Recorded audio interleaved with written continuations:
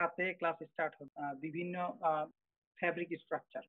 প্রথম অধ্যায়ে আমরা পড়েছিলাম ওয়ার্ক মিটিং এর বেসিক কিছু টার্ম, যেমন ওভারল্যাপ, আন্ডারল্যাপ, সুইঙ্গিং, শগিং, কিভাবে প্যাটার্ন কন্ট্রোল মেকানিজম হয়, এগুলোর উপরে। দ্বিতীয় অধ্যায়ে আমরা শিখেছিলাম বিভিন্ন ধরনের ওয়ার্ক নিটিং মেশিন এবং এগুলা নিটিং অ্যাকশন। এবং সর্বশেষ আমাদের 3 নম্বর চ্যাপ্টারে যেটা আমরা পড়বো সেটা হচ্ছে বিভিন্ন ধরনের ওয়ার্ক নিটেড স্ট্রাকচার। তো আমাদের ওয়ার্ক নিটেড ফ্যাব্রিক বা স্ট্রাকচার গুলো মূলত টু গাইড বার হয় এবং মাল্টি গাইড বার হয়।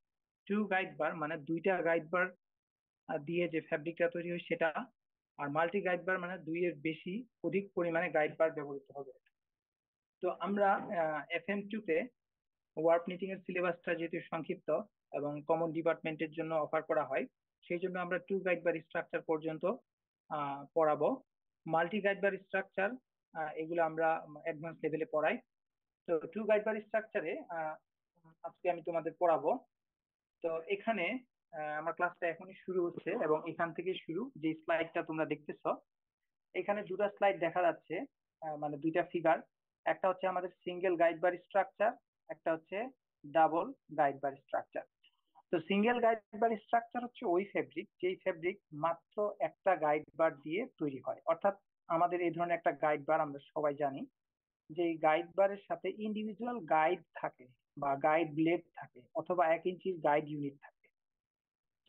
কোনো একটা ওয়ার্ক নিটিং মেশিনের ঠিক গেজ যতটুকু হয়, অর্থাৎ 1 ইঞ্চিতে যতগুলা নিডেল থাকে, আমাদের গাইড বারের মধ্যে যে গাইড ইউনিট গুলো থাকে 1 ইঞ্চির লেডের মধ্যে যে গাইড ব্লেড গুলা, এই যে এগুলো মানে কাস্টিং করা থাকে যেমনটা তোমরা ল্যাবে দেখেছো, সেখানে হচ্ছে 28টা থাকবে। অর্থাৎ মেশিন গেজের সাথে আমাদের গাইডের প্রতি ইঞ্চিতে নাম্বারিংটা সেম হতে হয়। তো এই ধরনের একটা সিঙ্গেল গাইড বার দিয়ে যে ফেব্রিকটা তৈরি হয় সেটাকেই বলা হচ্ছে সিঙ্গেল গাইড বার স্ট্রাকচার। তো বোঝার সুবিধার্থে এখানে সিঙ্গেল গাইড বার স্ট্রাকচারের একটা ফেব্রিক দেখতে এক্স্যাক্টলি কিরকম হয় সেটাকে অনেক বড় করে এখানে ইলাস্ট্রেশনের সাহায্যে দেখানো হয়েছে। তো এই যে সিঙ্গেল গাইড বার স্ট্রাকচার আছে, এই ফেব্রিকটা তৈরি করা সম্ভব, বাট এইটা আসলে ফেব্রিক যে উদ্দেশ্যে আমরা তৈরি করি, যে আইদার সে আমাকে অ্যাপারেল অথবা কোনো টেকনিক্যাল পারপাসকে সার্ভ করবে, তো এই জাতীয় কাজে হচ্ছে আমরা যে কোনো একটা ফেব্রিকে ব্যবহার করি, যে সেটা টেক্সটাইল, অ্যাপারেল, গার্মেন্টস অথবা যে কোনো টেকনিক্যাল পারপাসে ইউজ হবে। কিন্তু সিঙ্গেল গাইড বা স্ট্রাকচারের যে ফেব্রিক, এগুলো আদতে আমাদের সেই পারফরমেন্স গুলো আসলে করতে পারে না, যার কারণে সিঙ্গেল গাইড বা স্ট্রাকচারের কোনো ফেব্রিক আসলে তৈরি করা হয় না। এই ফেব্রিক তৈরি করা হয় না, অথবা এই ফেব্রিক গুলো কমার্শিয়ালি অ্যাকসেপ্টেড না। কেন অ্যাকসেপ্টেড না সেই কারণগুলো এখানে সিঙ্গেল গাইড বা স্ট্রাকচার এই যে লেখা আছে, এখানে ফিচার গুলো লেখা আছে। তো আমরা এগুলো একটু বোঝার চেষ্টা করি, দেন হচ্ছে আমরা সামনের অংশের মধ্যে যাব।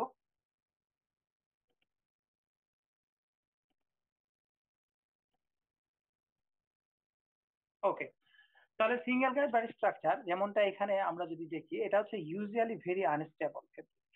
এটা হচ্ছে ডাইমেনশনালি আনস্টেবল একটা ফেব্রিক। অর্থাৎ এই ফেব্রিকটাকে আমরা যদি কোনো পারপাসে ব্যবহার করি, তাহলে এই ফেব্রিকটাকে যদি ডান দিকে টানা হয়, তাহলে এই ধরনের একটা ফেব্রিক ডান দিকে টানলে এইদিকে ডিস্টর্টেড হয়ে যায়, বাঁকা হয়ে যায়। আবার যদি বাম দিকে টানি এদিকে ডিস্টর্টেড হয়ে যায়। দ্যাট মিনস এটা ডাইমেনশনালি যতটুকু মিনিমাম স্টেবল হওয়া দরকার যে কোনো একটা টেকনিক্যাল অথবা অ্যাপারেল বা ফাংশনাল কাজে ব্যবহারের জন্য, সেটা স্টেবল হয় না, কারণ এটার স্ট্রাকচারের মধ্যেই প্রবলেম রয়েছে। আমরা জানি যে গাইড বার গুলো আমাদের ডানে বামে সুইঙ্গিং মোশন দেয়, শকিং মোশন দেয়। তাহলে যখন ডান দিকে যায় তখন আমাদের এই ল্যাপটা তৈরি হয়, আবার যখন বাম দিকে সে আসে তখন আমাদের এই ল্যাপ তৈরি হয়। এই যে একটা ল্যাপের ভিতর দিয়ে একটা এবং একটার মধ্যে আরেকটা যায়, অর্থাৎ এটাকে যদি আমি আঁকায় দেখাই, ঠিক এইভাবে আমাদের স্ট্রাকচারটা তৈরি হবে। এইভাবে, যেখানে এটার সাথে এটা ইন্টারলুপিং করবে, এটার সাথে এটা ইন্টারলুপিং করবে। তো এখানে ইন্টারলুপিং ছাড়াই আমরা এই ল্যাপিং ডায়াগ্রামে দেখাই, আর এটা হচ্ছে আমাদের লুপিং ডায়াগ্রাম। সো এই ফেব্রিকটা আসলে যেহেতু ডান বাম জিগজ্যাগ করে এভাবে আগায়, যার কারণে এটা স্টেবল হয় না। এটা তখনই স্টেবল হবে যখন আমাদের এই লুপটা গেছে এইদিকে, আর এটার বিপরীত দিকে যখন আরেকটা এইভাবে আসবে, অর্থাৎ একটা যদি এইদিকে বেঁকে যায় আরেকটা এইদিকে তাকে ব্যালেন্স করে। এই ব্যালেন্সিংটা দেখো এখানে ডাবল গাইড বার স্ট্রাকচারের প্রত্যেকটার মধ্যে যদি দেখো, তাহলে এই ব্যালেন্সিংটা এখানে খুব সুন্দরভাবে করা হয়েছে। আমি আবারও দেখাচ্ছি কিভাবে ব্যালেন্সিংটা করা হয়েছে এখানে।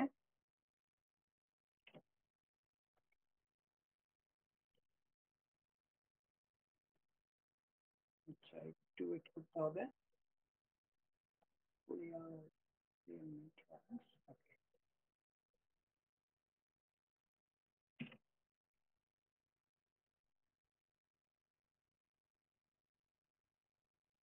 আচ্ছা, এই জায়গার মধ্যে আমরা লক্ষ্য করি যে সিঙ্গেল গাইড বার স্ট্রাকচার একটি আনস্টেবল ফ্যাব্রিক স্ট্রাকচার এবং commercially unaccepted due to its unstability or distorted any direction when it is stressed or pulled.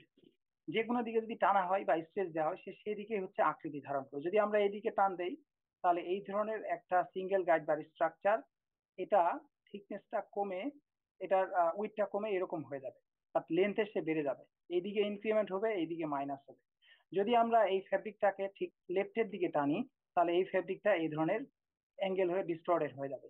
সুতরাং এই ফ্যাব্রিকটা আসলে আমরা কোনো টেকনিক্যাল পারপাজে ইউজ করতে পারি না, বাট তৈরি করা সম্ভব। এখন তৈরি যে উদ্দেশ্য করবো সেটা যদি সার্ভ না হয়, এটা আনস্টেবল, এটার আনস্টেবিলিটি দূর করার জন্য যেটা করা হয় যে মিনিমাম ডাবল গাইড বার অর্থাৎ দুইটা গাইড বার দিয়ে হচ্ছে আমরা একটা ফ্যাব্রিক তৈরি করি। অর্থাৎ যে কোনো ওয়ার্ক নিডেড ফেব্রিক যদি কমার্শিয়ালি অ্যাকসেপ্টেড হতে হয় তাহলে মিনিমাম দুটো গাইড বার আমাদের লাগবে। আমরা ঠিক এই জায়গার মধ্যে যে কোনো একটা স্টিচ যদি অ্যানালাইসিস করি, এখানে দেখা যাবে যে এই যে একটা নির্দিষ্ট নিডিল আছে, এই নিডিলের মধ্যে সুতা, একই নিডিলের মধ্যে একটা সুতা ডান থেকে বামে এইভাবে সুইঙ্গিং শকিং করছে, আরেকটা তার বিপরীত দিকে এইভাবে সুইঙ্গিং শকিং করছে। অর্থাৎ একই নিডিলে দুই দিক থেকে দুইটা সুতা ফিট হয়। ফলে এই যে আমাদের একদিকে টানা থাকে, এটা এইদিকে, আবার একটা এইদিকে থাকে। সো এই জিনিসটা একটা স্টিচ আর একটা স্টিচকে ব্যালেন্স করে, ফলে একটা স্টেবল স্ট্রাকচারের ফেব্রিক তৈরি হয়। অর্থাৎ এই ফেব্রিকটা হচ্ছে স্টেবল স্ট্রাকচার, অ্যাকসেপ্টেড ফেব্রিক। এটা আনস্টেবল স্ট্রাকচার, ডিস্টোর্টেড হয়ে যায়, এটা হচ্ছে আমাদের আনএক্সেপ্টেড ফেব্রিক। আশা করি আমি বুঝাইতে পারছি। বাকিগুলা সেম একই জিনিসই বলা হচ্ছে এখানে। কিভাবে একই নিডিলে দুইটা বা সুতা থ্রেডিং করা হয় তোমরা এই ফিগারটা একটু লক্ষ্য করো। এখানে যদি আমরা লক্ষ্য করি তাহলে এখানে স্পষ্ট দেখা যাচ্ছে যে আমাদের দুটো গাইড বার আছে, একটা হচ্ছে ফ্রন্ট গাইড বার আর একটা হচ্ছে ব্যাক গাইড বার। এই ফ্রন্ট গাইড বার, এটা হচ্ছে ব্যাক গাইড বার। এই গাইড বারের মধ্যে আহ, দেখো এখানে যে মাঝখানের যে নিডলটা আছে অর্থাৎ মিডিল যে ওয়েলসটা আছে সেখানে ব্ল্যাক কালারের সুতাটা যেটা ফ্রন্ট গাইড বার সরবরাহ করে সেটা লেফট টু রাইট ডিরেকশনে যাচ্ছে, সরি রাইট টু লেফটে আসতেছে। এই যে রাইট ডিরেকশন থেকে লেফট, ব্ল্যাক কালার। আবার হোয়াইট কালারের সুতাটা ঠিক এই কোর্সে, এটা যদি আমি কোর্স টু ধরি, হ্যাঁ এটা কোর্স ওয়ান ধরি এই অংশটা, তাহলে কোর্স টু তে হোয়াইট কালারের সুতাটা আবার লেফট টু রাইটে যাচ্ছে। অর্থাৎ এখানে ফ্রন্ট গাইড বার এবং ব্যাক গাইড বার দুইটার অপোজিট দিকে দিকে কাজ করতেছে। যেমন একটা নির্দিষ্ট নিডিল একটা এই দিক থেকে এইদিকে সুতা ফিট করতেছে, আরেকটা যদি আমি ব্ল্যাক কালারের সুতা নেই তাহলে ওইটা আবার এই দিক থেকে এইদিকে ফিট করতেছে। তাহলে একই নিডিলের মধ্যে দুইটা সুতা দুই ডিরেকশনে এসে নিডিলের মধ্যে সুতা ফিট করতেছে, এবং এই নিডিলটাই তার পূর্ববর্তী লুপের, এইটা এখন তার পূর্ববর্তী প্রিভিয়াস এই লুপের মধ্যে দিয়ে ইন্টারলকিং করে। এই কারণে আমাদের ওয়ার্ক নিটেড ফ্যাব্রিক গুলো লক স্ট্রাকচার হয় এবং সহজে আমরা কোনো লুপ, উইভিং অথবা নিটিং, ওয়েব নিটিং এর মতো খুলতে পারি না। স্যার আরেকবার একটু বলা যাবে স্যার? বুঝতে পারিনি স্যার। বুঝতে পারো নাই? এই ফিগারটা একটু লক্ষ্য করো।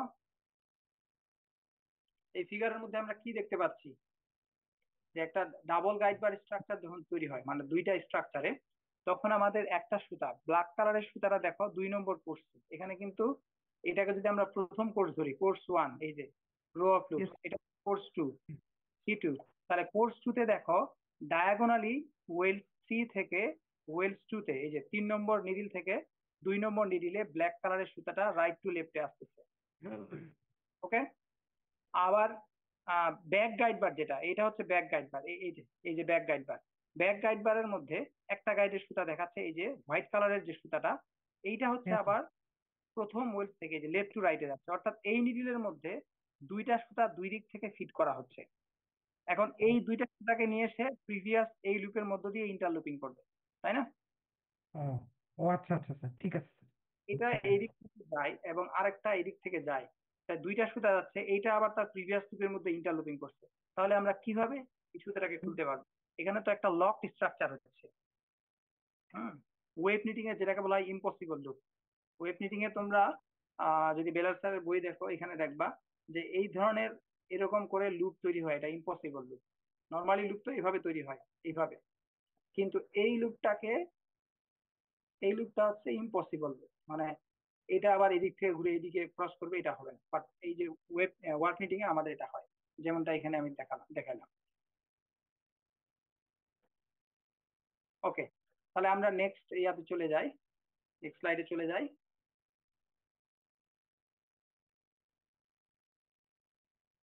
ডাবল গাইড বার স্ট্রাকচার, এটা নর্মালি দুইটা গাইড বার থাকবে, দুইটা গাইড বারের মধ্যে সুতা থ্রেডিং করা থাকবে এবং এখানে ওভারল্যাপ আন্ডারল্যাপ বেসিক যে প্রিন্সিপাল ওয়ার্ক মিটিং এর সেগুলো সম্পর্কে এখানে আলোচনা করা আছে।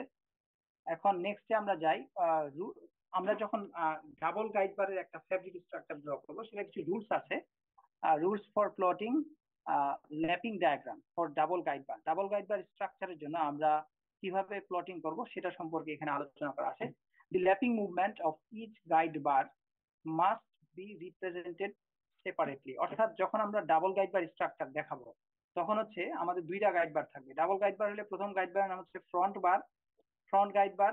ফ্রন্ট গাইড বারের জন্য আমরা নিডল পয়েন্ট এভাবে দিলাম, দিয়ে এটা ল্যাপিংটা দেখাবো। ধরা যাক এটা 1 and 1 ল্যাপিং।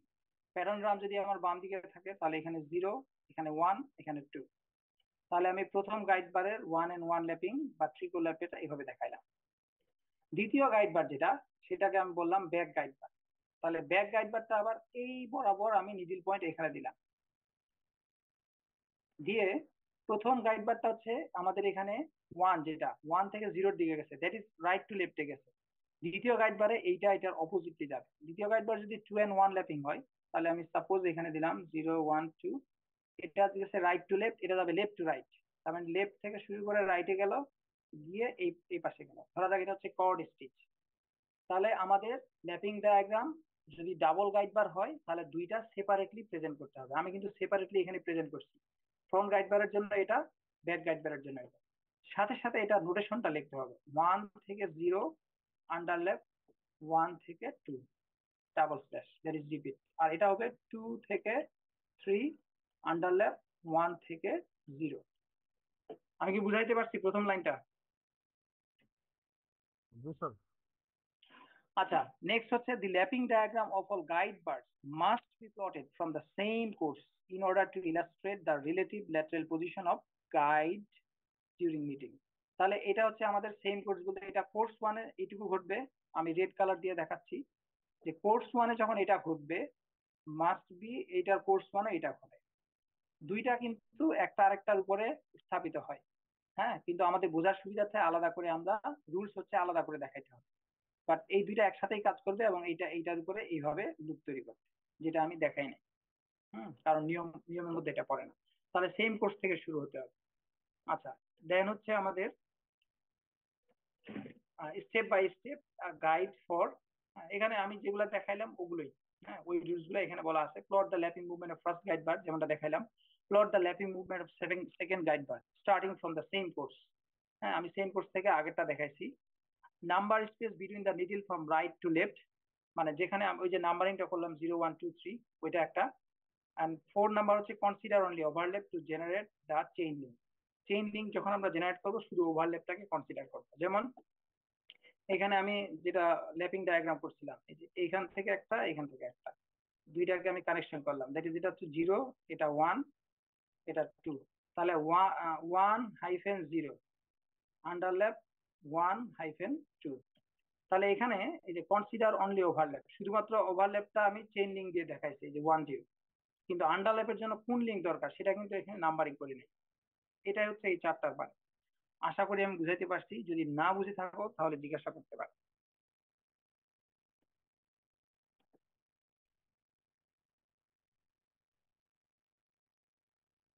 ওকে, নেক্সটে আমরা যাই।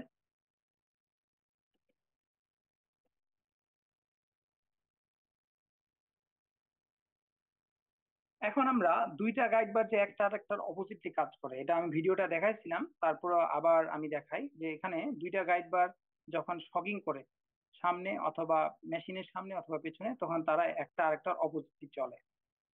তাহলে দেখো, দুইটা গাইড বার মেশিনের ঠিক পেছনে গেল, ফরওয়ার্ড সুইং যাওয়ার পরে এই গাইড গুলা তাদের রিলেটিভ পজিশন চেঞ্জ করতেছে। এটা যত সূক্ষ্মভাবে তোমরা দেখবা, সহজে বুঝতে পারবা যে পিছনে যাওয়ার পরে গাইড গুলা একে অপরের অপোজিটলি কাজ করে। যেমন এটা লেফট টু রাইটের দিকে আসছে, এটা আবার ব্যাক করছে। সুতরাং এটা তোমাদের নিজেদের সচেতন ভাবে দেখার ভিডিও, অনেকবার দেখাচ্ছি আমি, এটা ইয়া করলাম না। এখন দুইটা গাইড বার মিলে কিভাবে কাজ করে, আমরা একটা সিম্পল স্ট্রাকচার কিভাবে তৈরি হয় সেটা দেখে সামনের দিকে যাচ্ছি। দুইটা গাইড বার একসাথেই কাজ করবে বোঝার সুবিধার্থে একটা একটা করে এখানে অ্যানিমেশনটা দেখানো হচ্ছে।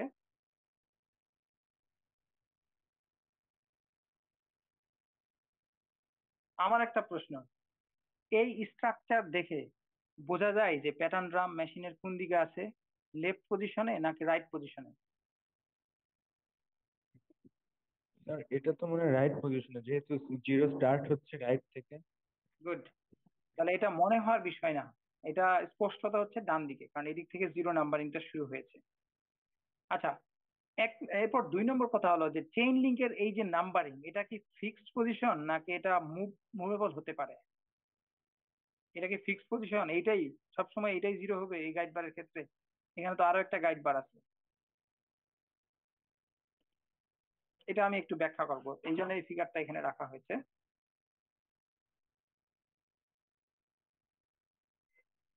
আচ্ছা, এই স্ট্রাকচারটা তৈরি করতে, যেটা হচ্ছে আমাদের গাইড বার নাম্বার 2, এই গাইড বার নাম্বার 2 তৈরি করতে আমাদের কত ধরনের লিংকের প্রয়োজন হয়েছে? কেউ বলতে পারবা? গাইড বার 2 তৈরিতে আমাদের কত ধরনের লিংকের প্রয়োজন হয়েছে? 4 ধরনের। আচ্ছা দাঁড়াও, স্ট্রাকচারটা একটু একটু সামনে চলে গেছে। কত ধরনের লিংক?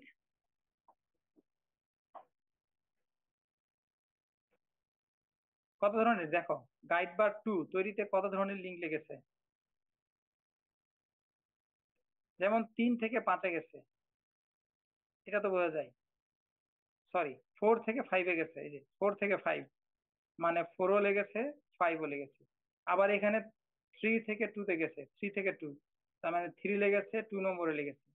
আবার এটা সেম, এটা সেম, এইখানে লেগেছে 1 থেকে 0, তার মানে 1 লেগেছে, 0 লেগেছে। তাহলে টোটালি এখানে কত ধরনের লিংক লেগেছে? 5 টাইপস, 5 ধরনের। আমি কি বুঝাইতে পারছি? আর যে লিঙ্কের জন্য আরেকবার একটু বুঝলে ভালো হতো।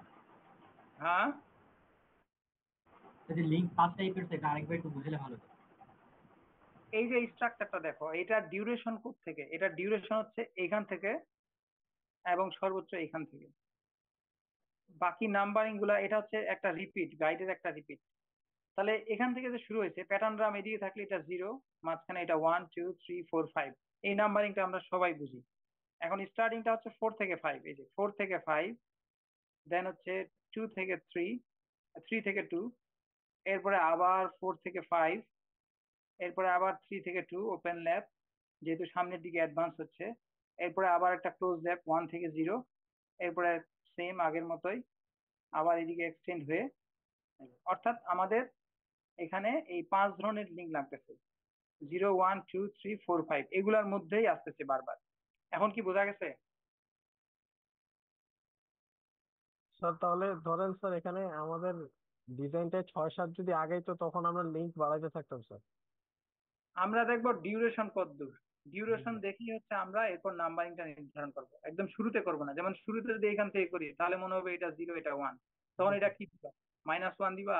না হয় কত, একদম। যেহেতু এটা এই পর্যন্ত আসছে, এইদিকে প্যাটার্ন ড্রাম আছে, দ্যাট ইজ এটা 0, দেন হচ্ছে এটা 1। ক্লিয়ার? জি স্যার। আচ্ছা, এখন আমার প্রশ্ন হচ্ছে, is the chain link position is fixed position, এটা কি ফিক্সড?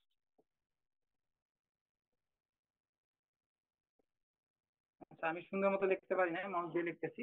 চেইন লিঙ্কের এই পজিশনটা এটা এক্স্যাক্টলি ফিক্সড পজিশন না। আমি এখন উদাহরণ দিয়ে তোমাদেরকে বোঝাচ্ছি, কারণ এটা এটা একটু বোঝা দরকার। হুম, আচ্ছা, এই এই ডিজাইনটা এখান থেকে শুরু হয়েছে। এখন আমাদের গাইড গুলা কিন্তু, মানে আমরা যদি দুইটা গাইড ধরা যাক, এটা একটা গাইড বার, এখানে একটা গাইড আছে, এই গাইড গুলা আছে এখানে।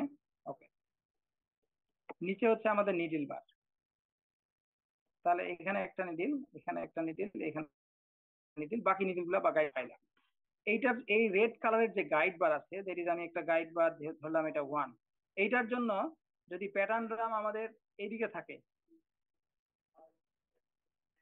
তাহলে এটা হচ্ছে 0 পজিশন, এটা 1 পজিশন, যদি এইদিকে প্যাটার্ন ড্রামটা থাকে। বাট এইখানে যদি আরেকটা গাইড বার, আমরা যদি আরেকটা গাইড বার ড্র করি এই ধরনের, দেখো এই গাইড বারটার স্টার্টিং পজিশন এখানে, আরেকটা গাইড বার এটার সাথে আমি এইটার বরাবর এখানে দিলাম, মানে দুইটা গাইড বার একদম শুরুতে পার্থক্য করে অবস্থান করতেছে এখানে। তাহলে এই গাইড বারের জিরো নাম্বারিং কোথায় হবে? যেটা এই যে নীল কালারের, নিচের গাইড বারটা 2 বরাবর। এই বরাবর 0, এই বরাবর হবে 1, এই বরাবর 2, এই যে এখানে 1, এখানে হবে 2, এখানে হবে 3। তাহলে দেখো রেড কালারের জন্য জিরো নাম্বারিংটা এখানে, আর নীল কালারের জন্য যেটা এই যে এই বরাবর, যেহেতু গাইড গুলা দুই নিডলের মাঝখানে অবস্থান করে, তার মানে এইগুলা বরাবর থাকবে। এই ফিগারটা কি আমি বুঝাইতে পারছি? যে দুইটা গাইড বার যদি একদম শুরুতে পার্থক্য করে আমরা রাখি, তাহলে এই এই রেড কালারের জন্য জিরো নাম্বারিংটা শুরু হচ্ছে এখানে, আর এই যে ব্লু কালারের জন্য জিরো নাম্বারিংটা শুরু হচ্ছে আমাদের এই জায়গার মধ্যে, এখানে হচ্ছে 1। অর্থাৎ চেইন লিঙ্ক নাম্বারিংটা আসলে কোনো ফিক্সড পজিশন না, এটা guide bar to guide bar vary করে। দুইটা যদি একই বরাবর থাকে তাহলে একই জায়গাতে হতো। এখন আমরা বাকি ভিডিওটা লক্ষ্য করি, দেখো। স্যার হুম, আচ্ছা এবার রেড কালার দেখো। হ্যাঁ বলো বলো। স্যার গাইড বার 2 তে 4 থেকে 5 এ গেছে, এরপরে 3 থেকে 2 তে গেছে, কিন্তু এটা 3 থেকে 2 তে তো আমার কাছে পজিশনিংটা ঠিক নেই স্যার। এটা 2 এর দিকে যাবে না, কিন্তু এটা তো 3 এর পয়েন্টে দেওয়া। আচ্ছা দেখো, দেখো ঠিকই আছে, এখানে দেখো। এবার দেখো তো, 2 নম্বর কোর্সের কথা বলতেছো এটা? দাঁড়াও। স্যার 4 থেকে 5 এ গেল, এরপরে 3 থেকে 2 তে গেল, এখন 3 থেকে যখন 2 তে গেছে, 2 এর পয়েন্টের উপর এটা আন্ডারলাইন হবে না? 4 থেকে 5, এরপর 3 থেকে 2 এইদিকে, ঠিকই তো আছে। 3 থেকে মানে যে 2 নাম্বার পয়েন্টে এটা আন্ডারলাইন হবে না, মানে এটা 3 এর পয়েন্টে আন্ডারলাইন হয়েছে। নতুন করে ড্র করতেছি, ধরা যাক এটা হচ্ছে 0, এটা 1, এটা 2, এটা 3, এটা 4, এটা হচ্ছে 5। প্রথমটা হচ্ছে 4 থেকে 5, এটা 4 থেকে 5, এরপরে 3 থেকে 2, 2 নম্বর কোর্স 3 থেকে 2, এরপর হচ্ছে 4 থেকে 5। তাহলে প্রথমটা 4 থেকে 5, এই যে 4 থেকে 5 ওভারল্যাপ। 2 নম্বর কোর্স 3 থেকে 2, মানে এটা 3 থেকে 2। এখন বুঝতেছ? এরপরে আবার 4 থেকে 5, 3 নম্বর। এখন এগুলো আমি কানেক্ট করব, তাহলে প্রথমটার এই যে ওভারল্যাপের শুরু, দ্বিতীয়টার শেষ, এবার এটার শুরু, এটার শেষ। এখন কি মিলছে? বুঝতে পারছো এবার? জি স্যার। হ্যাঁ জি ঠিক আছে। স্যার। জি জি। হুম, ঠিক আছে। আচ্ছা এখন হচ্ছে তাহলে দেখো, এবার রেড কালারটা দেখো। আমার আসলে মানে সময় লেগে যাচ্ছে, আর একটু আগাইতে হবে, কারণ ম্যাথ ম্যাথ করতে হবে যেহেতু। আচ্ছা এরপরেরটা দেখো, যে জিরো নাম্বারটা শুরু হয়েছে এখানে, বাট গাইড বা 2 এর জন্য জিরো নাম্বার এখান থেকে শুরু হয়েছিল। এখান থেকে কেন জিরো? কারণ এইটাই হচ্ছে এটা লাস্ট পজিশন, এর বাইরে লুপটা এক্সটেন্ড হয় না। সুতরাং chain link numbering, it is not a fixed position, it can be very based on the guide bar position to one other. একটা গাইড বার আর একটা গাইড বারের সাথে কিভাবে আছে, যেমন এটা গাইড বার আর এটা গাইড বার, দুইটা একই পজিশন আছে, এই গাইডটা এখানে আছে, এই গাইডটা এখানে আছে, এদের জিরো নাম্বারিং একই জায়গা থেকে শুরু হবে। কিন্তু গাইড বার দুইটা যদি একটা একটার সাথে একটু পার্থক্য করে থাকে, এইটার উপরে কিন্তু ডিজাইনের পার্থক্য হয়। ধরা যাক এটা এখানে আছে, এটা 2-3 নিডিল একটু পার্থক্য করে আছে। এখানে হচ্ছে এটা আছে, এই বরাবর এখান থেকে শুরু। এটার ক্ষেত্রে এটার জিরো এখান থেকে শুরু হবে, এটার জিরো এখান থেকে শুরু হবে। That's Y chain link numbering এগুলো আসলে ফিক্সড পজিশন না, এটা guide bar to guide bar vary হতে পারে। এই জন্যই আমি অ্যানিমেশনটা দেখাইছি। তার মানে হচ্ছে যে গাইড বারের যে শেষ প্রান্তটা সেটাকে আমি জিরো ধরবো, জিরো হ্যাঁ, ধরে তারপরে নাম্বারিং করব। এটাকে জিরো ধরবো, হ্যাঁ। এটা এবং এটা এক এক গাইড বারের এক এক জায়গা থেকে শুরু হবে। দুইটা যদি একই জায়গা থেকে শুরু হবে হয়, তাহলে একই জায়গা থেকে জিরো হবে। আবার যদি এটা পার্থক্য করে থাকে, তাহলে ওই অনুযায়ী হচ্ছে প্যাটার্ন ড্রামের সবচেয়ে কাছের যে গাইডটা আছে সেখান থেকে আমি জিরোটা শুরু করবো। আশা করি বুঝতে পারছি। এই জন্য আমি এই এই ফিগারটা দেখাচ্ছি, মানে সবসময় এটা মনে করা যাবে না যে চেইন লিঙ্ক নাম্বারিংটা মানে এটা একটা ফিক্সড পজিশন, এটা কখনো ফিক্সড হয় না। আচ্ছা, তাহলে আমরা ভিডিওর এটা এটা জাস্ট শেষ করে এরপর আমরা ম্যাথের দিকে চলে যাচ্ছি। সহজ কয়েকটা ম্যাথ করাবো। আচ্ছা, এটা আমরা জাস্ট একটা গাইড দেখলাম, এখন একটা বারের সাথে তো অনেকগুলো গাইড থাকে, ওগুলো যদি আমরা রিপিট করে দেই তাহলে আমাদের ডিজাইনটা আমরা পেয়ে যাব।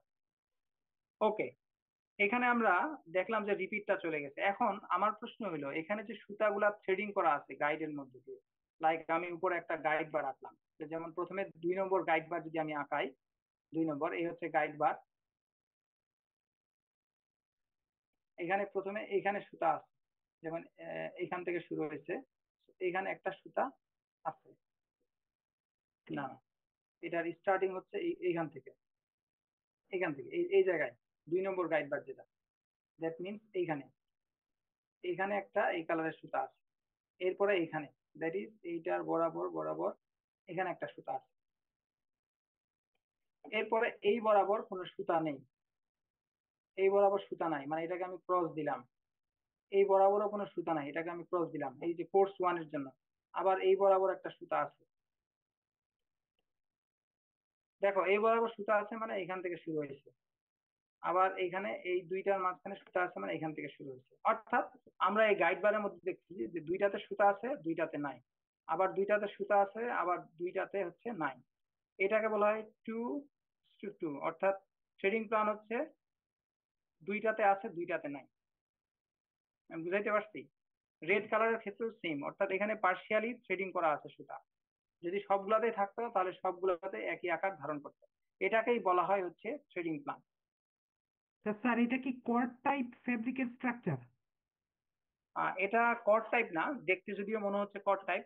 এটা মূলত হচ্ছে আমাদের একবারের মধ্যে সুতা যে থ্রেডিং করা হয় মানে ফিট করা হয়, সেইটার উপর বেস করে আসলে এই এই ধরনের একটা স্ট্রাকচার চলে আসছে এখানে।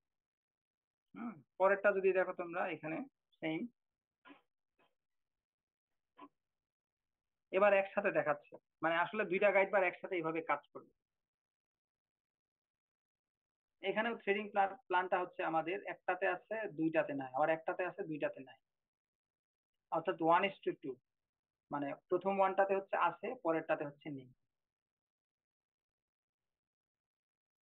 এটা হচ্ছে এক্সাক্ট কিভাবে থাকে ফেব্রিকের মধ্যে সেইটার ডায়াগ্রাম, যেটা আঁকানো খুব মানে ডিফিকাল্ট।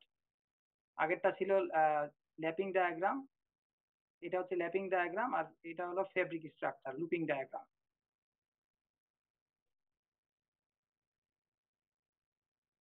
এখন থ্রেডিং প্ল্যান আবার চেঞ্জ করে দিল, কাছাকাছি দুইটা দিল, ফলে ইফেক্টটাও চেঞ্জ হয়ে যাবে। এই দেখো দুইটা রেড আছে আবার দুইটাতে নাই। এটাকে থ্রেডিং প্ল্যান বলে। তাহলে থ্রেডিং প্ল্যান কি? Defines the threading of yarn through the individual yarn guide. Rules for drawing the threading plan, যেমন এখানে ফুলি থ্রেডেড মানে হচ্ছে প্রত্যেকটা গাইডের মধ্যে সুতা যাবে, এটাকে আমরা ভার্টিক্যাল লাইন দিয়ে প্রকাশ করি। আর পার্শিয়ালি থ্রেডেড 2 in 2 out, মানে দুইটাতে সুতা আছে দুইটাতে নাই। যেমন বুটেক্স ল্যাবে যে আমাদের ওয়ার্ড নিটিং মেশিন ছিল, সেটার গেজ হচ্ছে 28 আর নিটিং উইডথ হচ্ছে 84 ইঞ্চ। প্রথমে 84 হবে, 84 ইঞ্চ ইন্টু 28।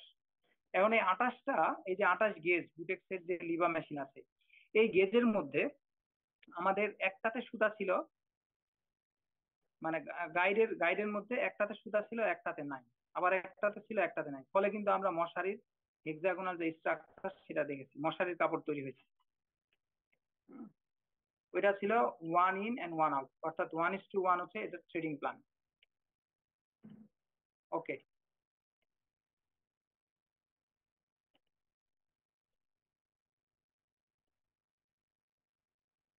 আচ্ছা থ্রেডিং প্ল্যান সম্পর্কে মোটামুটি আমি একটা ধারণা দেওয়ার চেষ্টা করলাম, এবং থ্রেডিং প্ল্যানের কারণে মূলত থ্রেডিং প্ল্যান, গাইড বারের পজিশন, বিভিন্ন কারণে হচ্ছে আমাদের ফ্যাব্রিকের উপরে ইফেক্ট ফুটে ওঠে। কি ধরনের আমরা ইয়ার্ন ব্যবহার করলাম, কি ধরনের টেনশন দিলাম, বিভিন্ন রকমের আমাদের ফ্যাক্টর আছে যেগুলো ফ্যাব্রিক স্ট্রাকচারের উপরে স্ট্রংলি এফেক্ট করে। আচ্ছা, এখানে হচ্ছে আমাদের রানিং রেশিও বলা আছে বিভিন্ন জিনিসের। এই রানিং রেশিও এই স্লাইডটাতে আমি একদম পরে আসবো। এখন আমরা যেটা জানবো যে বিভিন্ন ধরনের যে ডাবল গাইড বার স্ট্রাকচার আছে যেগুলো খুব মানে বহুল প্রচলিত, সেই ডাবল গাইড বার স্ট্রাকচার এটা কিভাবে তৈরি হয়, কিভাবে থ্রেডিং প্ল্যান করব, ফেব্রিকের বৈশিষ্ট্য কি, এগুলো সম্পর্কে আমরা জানবো। এগুলো বেশিরভাগ হচ্ছে মুখস্থ টাইপের এবং তেমন টেকনিক্যাল ইস্যুস নাই। যেমন সবচেয়ে মানে প্রথম যে ফেব্রিক সেটা হচ্ছে ডাবল প্রিন্ট ফেব্রিক। এটা হচ্ছে একটা টু গাইড বার স্ট্রাকচারের ফ্যাব্রিকটা দেখতে হচ্ছে এরকম। এবং ডাবল গাইড বার স্ট্রাকচার তৈরি করলে আমাদের থ্রেডিং প্ল্যান হচ্ছে ফ্রন্ট এবং ব্যাক গাইড বার হচ্ছে ফুলি থ্রেডেড, অর্থাৎ প্রত্যেকটার মধ্য দিয়ে সুতা যাবে। আর ল্যাপিং মুভমেন্ট হচ্ছে, যেহেতু two guide bar structure, front guide bar হচ্ছে 1 and 1 ল্যাপ, আর 1 and 1 ল্যাপ হচ্ছে ফ্রন্ট গাইড বার, ব্যাক গাইড বার হচ্ছে 1 and 1 ল্যাপ, বাট দুইটার বিপরীত দিকে কাজ করবে। এবং এই ফেব্রিকের বৈশিষ্ট্য হচ্ছে, যেহেতু সবচাইতে সিম্পল টাইপের ফেব্রিক, এটা বৈশিষ্ট্য হচ্ছে লাইট ওয়েট ফেব্রিক। সবচেয়ে কম ওজনের ফেব্রিক। যেমন আমাদের সিঙ্গেল জার্সি ফেব্রিকটা হচ্ছে রিব, ইন্টারলক অথবা সিঙ্গেল জার্সির যে কোনো ডেরিভেটিভ সেট থেকে একটু লাইট হয়।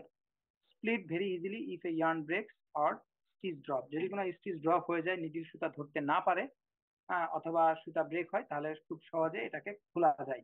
খোলা যায় মানে টান দিয়ে খোলা যায় এরকম না, আমরা চিমটা দিয়ে প্রথমে এই যে এই অংশটাকে খুলবো, এরপরে এটাকে খুলবো, অর্থাৎ এটার ওভারল্যাপটাকে ধরে ধরে টেনে খুলতে হয়, একবারে টান দিয়ে খোলা যাবে না। ওকে, এখন এইটা আমাদের যদি এরকম আসে, যদি বলা হয় যে how can you produce double tricot structure in a work needed fabric, তাহলে আমাদের ফুল প্রসেসের মধ্যে আমরা যেমন ওয়েব নিডিং এর ক্ষেত্রে নিডল কে ম্যানেজমেন্ট এগুলো বলতাম, তো এখানে হচ্ছে আমাদের বলতে হবে যে আমরা প্রথমে এই স্ট্রাকচারটা তৈরি করার জন্য কিভাবে আমরা থ্রেডিং প্ল্যানটা করব। প্রথমে আমাদের এটা বলতে হবে। তাহলে থ্রেডিং প্ল্যান হচ্ছে ফুল থ্রেডেড। এরপর আমাদের ল্যাপিং মুভমেন্টটা কি হবে, যদি আমরা ডাবল ট্রিকো ফেব্রিক তৈরি করি, তাহলে ল্যাপিং মুভমেন্ট হবে 1 and 1 ল্যাপ, যেটা হচ্ছে ট্রিকো স্টিচ বিপরীত দিকে কাজ করবে, একটা আরেকটার বিপরীত দিকে কাজ করবে।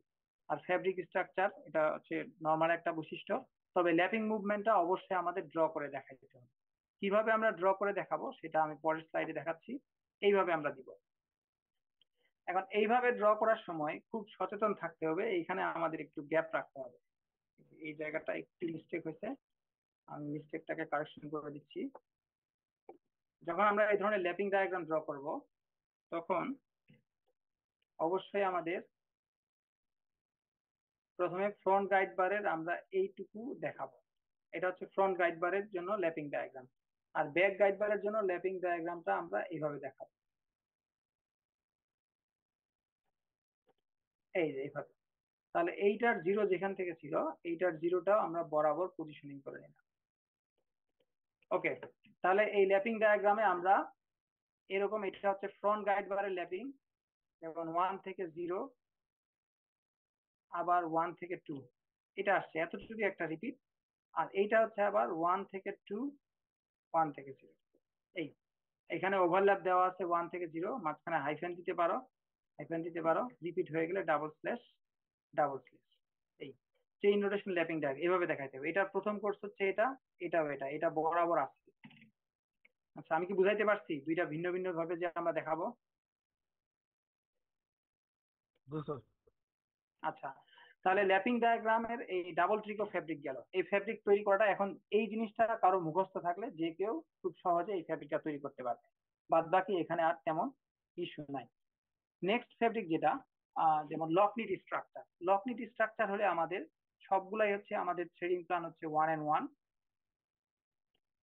আর ল্যাপিং মুভমেন্ট হচ্ছে ফ্রন্ট গাইড বারের জন্য 2 and 1, এটাকে কর্ড স্টিচ বলে, আর ব্যাক গাইড বার হচ্ছে 1 and 1।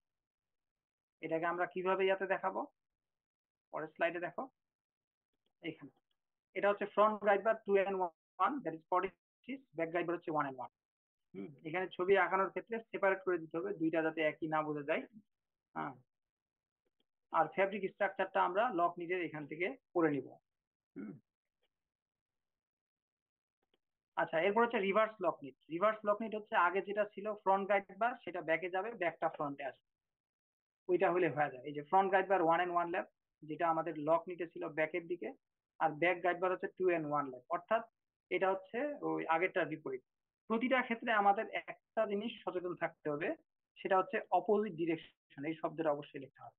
যেমন 1 and 1 ল্যাপ যদি এইভাবে শুরু হয়, আর 2 and 1 ল্যাপ হবে এটার অপোজিট। যেমন এটা লেফট টু রাইট গেছে, এরপর এটা হচ্ছে রাইট টু লেফট যাবে, অর্থাৎ এইখান থেকে এখানে। যেমন এটা প্রথম কোর্স, এটা হচ্ছে রাইট টু লেফট, আর এটা হচ্ছে লেফট টু রাইট। এইটার মানে হচ্ছে অপোজিট ডিরেকশন, অর্থাৎ গাইড বার দুইটা কাজ করলে তারা একটা আরেকটার অপোজিটলি কাজ করে।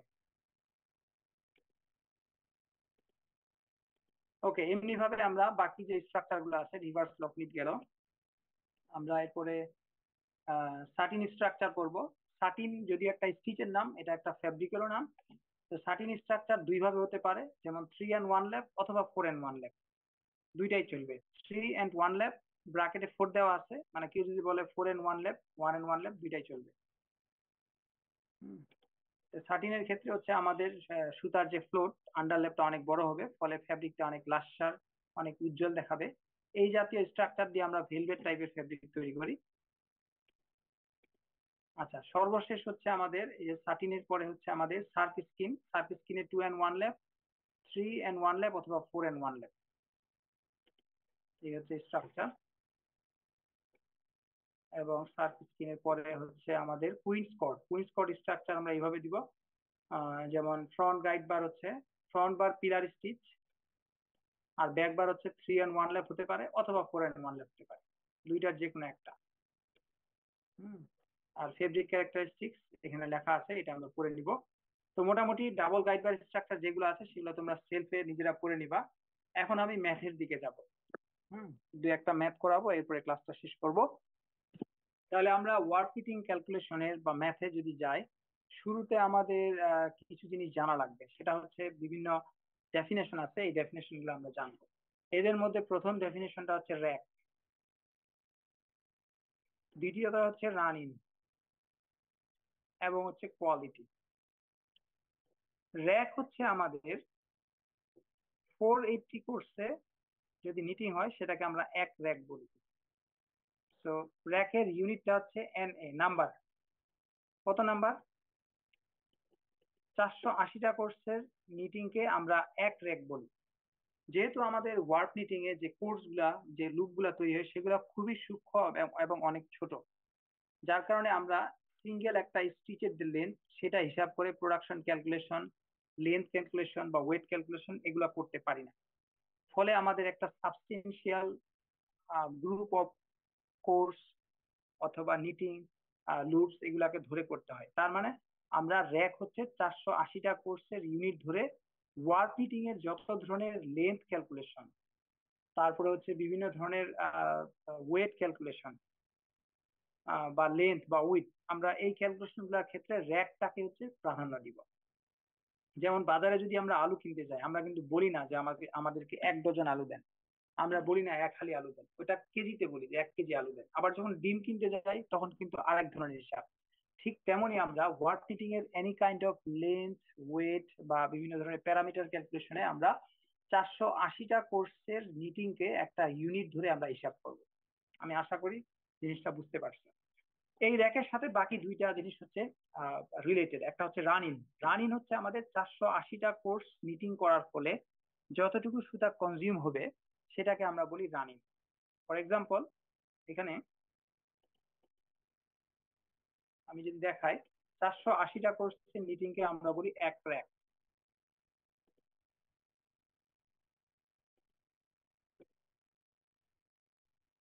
আচ্ছা, আমি নিয়ে আসতেছি ওই অংশটা।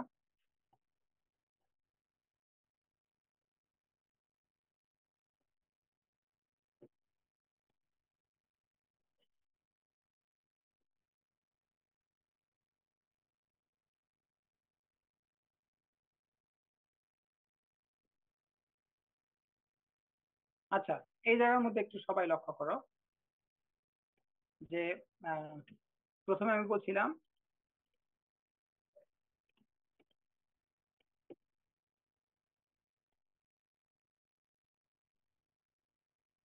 আচ্ছা, র্যাকটা গেল, 480টা কোর্সের নিটিং কে আমরা র্যাক বলি। এখন রান ইন এর ডেফিনেশনটা আমি পড়াচ্ছি। রান ইন হচ্ছে, ধরা যাক এটা কোর্স 1, এটা কোর্স 2, মাঝখানে অনেকগুলো কোর্স বা এখানে এটা ধরা যাক কোর্স 480, অর্থাৎ 480 নম্বরের কোর্স হচ্ছে এইটা। এখন রান ইন হচ্ছে, আমি একটা 1 and 1 ল্যাব সাপোজ দিলাম, এখানে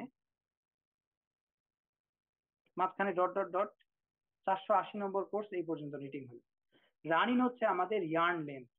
ইয়ার্ন লেন্থ কতটুকু? ইয়ার্ন লেন্থ কোর্স 1 থেকে কোর্স 480 পর্যন্ত যতটুকু সুতা কনজিউম হয় সেটা লেন্থটাকে বলা হয় রান ইন, এবং এটা নর্মালি আমরা ইঞ্চিতে প্রকাশ করি। তাহলে আমাদের কোর্স 1 থেকে কোর্স 480 এই সুতাটা জিগজ্যাগ আকারে আছে, এটাকে যদি আমরা স্ট্রেট করি, স্ট্রেট করলে এই সুতাটার লেন্থ যতটুকু হবে কোর্স 1 থেকে কোর্স 480, এটাই হচ্ছে আমাদের রানিং। আশা করি আমি বুঝাইতে পারছি। বোঝা গেছে রানিং? জি স্যার।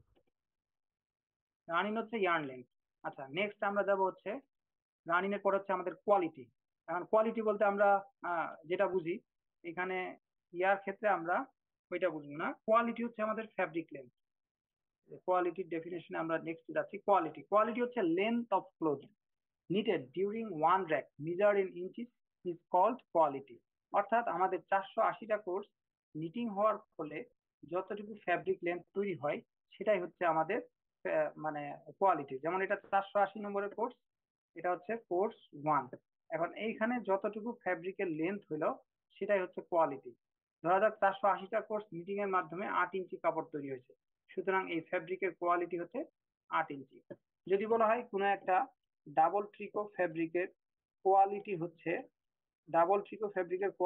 6 ইঞ্চি, তাহলে আমরা বুঝে নিব যে কোর্স 1 থেকে কোর্স 480 পর্যন্ত এই ফ্যাব্রিকের যে লেন্থ সেটা হচ্ছে আমাদের 6 ইঞ্চি।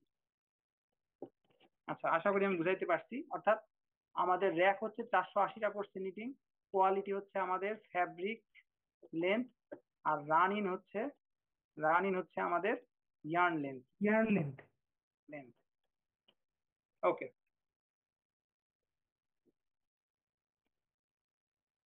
এখন আমরা একটা ম্যাথে চলে যাচ্ছি। যেমন এই ম্যাথটায়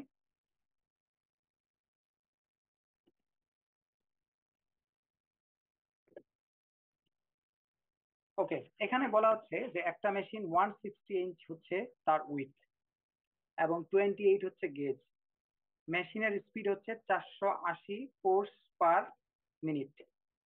168 ইঞ্চ হচ্ছে আমাদের মেশিনের উইথ। যেমন বুটেক্স এর যে ল্যাবে যে মেশিন আছে সেটা হচ্ছে 84 ইঞ্চি উইথ।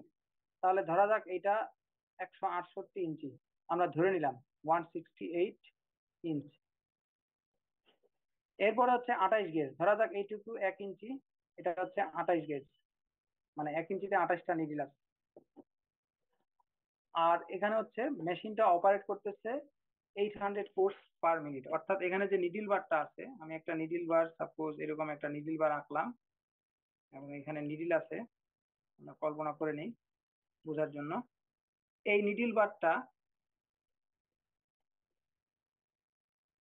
বারটাই হচ্ছে আমাদের 168 ইঞ্চি, 168 ইঞ্চ, এবং 28 হচ্ছে তার গেজ। মাউস দিয়ে লিখতেছি, খুব একটা ভালো হচ্ছে না, বুঝে নিতে হবে। এর মধ্যে এই নিডল বারটা 800 কোর্স পার মিনিট, মানে হচ্ছে নিডল বারটা মানে 800 বার এরকম উপরে উঠে নিচে নামে, একটা কোর্স তৈরি করে। এবং এখানে 2 গাইড বার আছে, 2টা বার আছে। 2টা গাইড বারের মধ্যে আমাদের 70 ডেনিয়ার নাইলন সুতা ব্যবহার হয়। তাহলে সুতার কাউন্ট দেওয়া আছে এবং ফ্যাব্রিকের উইথ হচ্ছে 144 ইঞ্চি।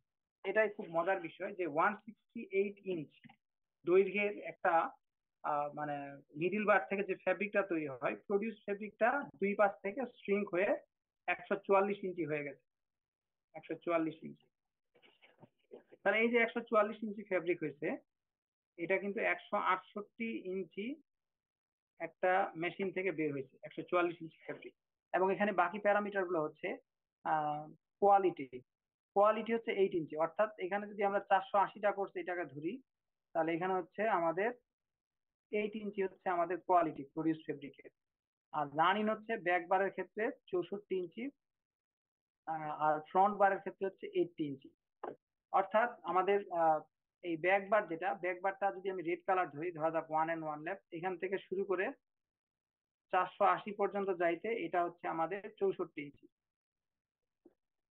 আরেকটা বার আছে যেটা হচ্ছে এখানে ফ্রন্ট বারটা ধরা যাক ল্যাপিংটা একটু বড়, যেহেতু এরকম ল্যাপ বড়, তাহলে এটা 2 কোর্সে রেড কালার যতটুকু সুতা কনজিউম করবে, এটা 2 কোর্সে বেশি কনজিউম করবে, এবং এটা হচ্ছে 480টা কোর্স পর্যন্ত হচ্ছে 80 ইঞ্চি। আচ্ছা, এই হচ্ছে প্যারামিটার। এখন আমাদের বের করতে হবে weight in pound per rack. এই ফিগারের মধ্যে এখানে আমি প্রথমটা শুধু বের করবো, weight in pound per rack. তাহলে এটা আমরা কিভাবে বের করবো? এটা বের করার জন্য আমাদের 2টা গাইড বারকে আমরা আলাদা আলাদা ভাবে বের করতে পারি, একসাথেও বের করতে পারি। তাহলে আমরা যখন র্যাক বের করব তখন weight in pound per rack, মানে এক র্যাকের ওয়েট কত, এই ফ্যাব্রিকটার ওয়েট কত। তা ওয়েট বের করার আগে আমাদের বের করতে হবে লেন্থ, কারণ লেন্থ থেকে আমরা খুব সহজে ওয়েটে যেতে পারি, এবং লেন্থ থেকে ওয়েটে যাওয়ার জন্য এখানে আমাদের প্রয়োজন হবে সুতার কাউন্ট এনি অথবা ডেনিয়ার। তো এখানে এনি ডেনিয়ার আমাদের দেওয়া আছে, জাস্ট আমাদের লেন্থ ক্যালকুলেশন করতে হবে, এবং লেন্থের যে প্যারামিটার সেটা দেওয়াই আছে, রান ইন 64 ইঞ্চি 80 ইঞ্চি। এখন কি তাহলে আমরা অঙ্কটা করতে পারি? ওকে, প্রথমে আমাদের weight in pound per rack বের করার জন্য আমরা বের করব যে এখানে আমাদের ফ্রন্ট গাইড বার যেটা আছে, ফ্রন্ট গাইড বারের জন্য 480টা কোর্সের ওয়েট কত, যে লেন্থ হবে লেন্থটাকে ওয়েটে করবো। আবার ব্যাক গাইড বারের জন্য প্লাস হচ্ছে ব্যাক গাইড বারের জন্য 480টা কোর্সে কতটুকু সুতা কনজিউম হয় সেটার আমরা ওয়েট বের করবো। তাহলে এটা আমরা কিভাবে বের করবো? ওকে ওকে, তাহলে weight in pound per rack বের করার জন্য আমাদের প্রথম কাজ হচ্ছে আমরা যেহেতু এখানে এই যে ব্যাক বার আছে, প্রথমে আমরা ব্যাক বারের ক্যালকুলেশন করবো। তাহলে ব্যাক বারের হচ্ছে 64 ইঞ্চি, ধরা যাক এটা হচ্ছে 1 ল্যাপ এইভাবে, এবং সর্বশেষ হচ্ছে এইটা ধরি যে আমরা 400। তাহলে আমাদের একটা নিডিলে, জাস্ট সিঙ্গেল একটা নিডিলে, প্রথম যে নিডিলটা আছে যেখানে সুতা ফিড হয় সেইখান থেকে 480 পর্যন্ত আমাদের সুতা লাগতেছে 64 ইঞ্চি। তাহলে একটা নিডিলে 64 ইঞ্চি সুতা কনজিউম হয় এক র্যাকে, যেহেতু আমাদের ওয়েটটা বের করতে হবে র্যাকের মধ্যে। ওকে, তাহলে এখানে টোটাল নিডিল আছে কতগুলা? আওয়াজ দাও একজন। টোটাল নিডিল কত আছে 168 ইঞ্চির মধ্যে? 168 ইন্টু 28, 168 ইন্টু 28, এতগুলা নিডিল আছে। একটা নিডিলে সুতা ফিড হয় এক র্যাকে কত ইঞ্চি? 64 ইঞ্চি। ওকে, তাহলে একটা নিডিলে সুতা লাগে 64 ইঞ্চি এক র্যাকে। অতএব আমাদের 168 ইন্টু 28 কত ইঞ্চি পাওয়া যাবে না?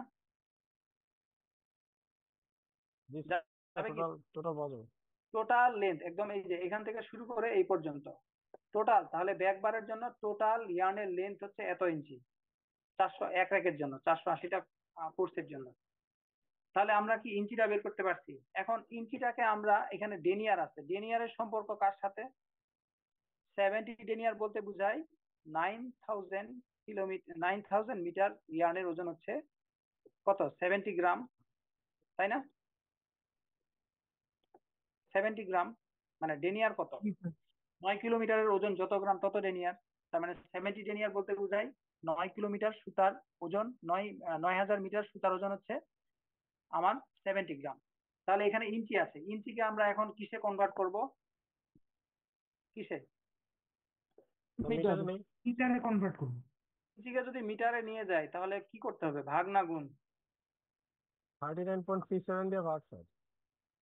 আচ্ছা, তাহলে এখন কি পুরাটা আমাদের মিটার হইলো? জি স্যার।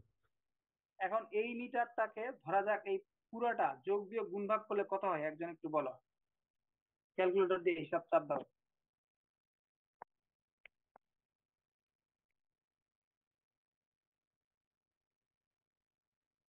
তার 7646.8376।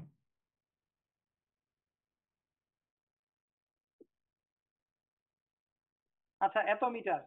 এখন এই মিটারকে আমরা এই যে মানে কত গ্রাম, এখানে পাউন্ড চাইছে না, তাহলে আমরা পাউন্ডে তো যাবো, আগে প্রথমে গ্রামে নিয়ে যাই যেহেতু ডেনিয়ারের সাথে গ্রামের সম্পর্ক। তাহলে আমরা এখানে ঐকিক নিয়মে তো পারছি যে 9000 মিটারের ওজন 70 গ্রাম, এক মিটারের ওজন কত?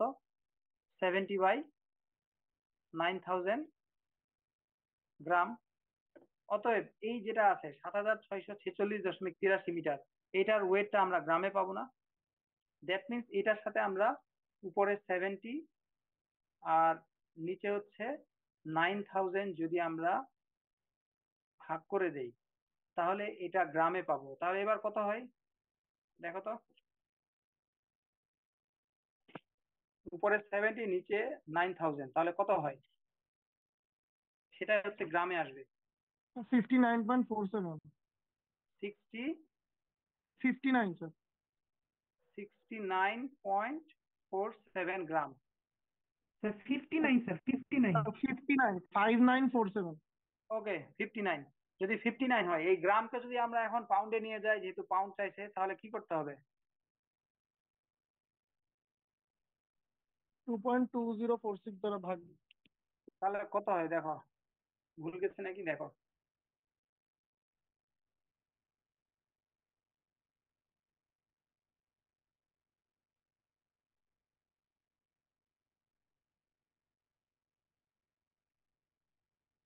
2.2046।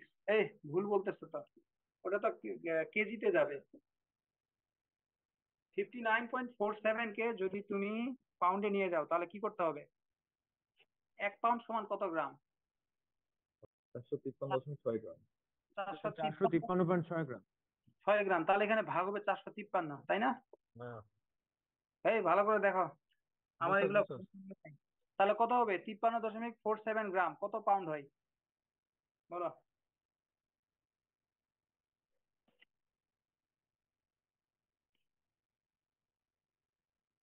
কত হচ্ছে এটা, কত পাউন্ড? ব্যাক বারের ওজন কত পাউন্ড সেটা বলো। Sir 0.1311 pound. 0.1311 পাউন্ড। হ্যাঁ, এটা তুমি একটু খাতায় লিখে রাখো। তাহলে আমি কি এই ব্যাক বারের ওজনটা কিভাবে বের করতে হয় সেটা বুঝাইতে পারছি? জি স্যার। আচ্ছা, এবার 64 ছিল, 64 জায়গায় যদি আমরা এখন, যেহেতু একই সুতা আছে 70 ডেনিয়ার, তাহলে 64 জায়গায় নেক্সট আমরা কি দিব? 80 80 স্যার। ইঞ্চ। 80 80 দিলে, ফ্রন্ট বারে বের হয়ে যাবে স্যার। এবার 80 দিলে কত হয় দেখো, 168 ইন্টু 28 ইন্টু 80 ইন্টু 70 ভাগ হচ্ছে 39.37 ইন্টু 9000, নিচে হচ্ছে 453.6। তাহলে কত পাউন্ড হয়?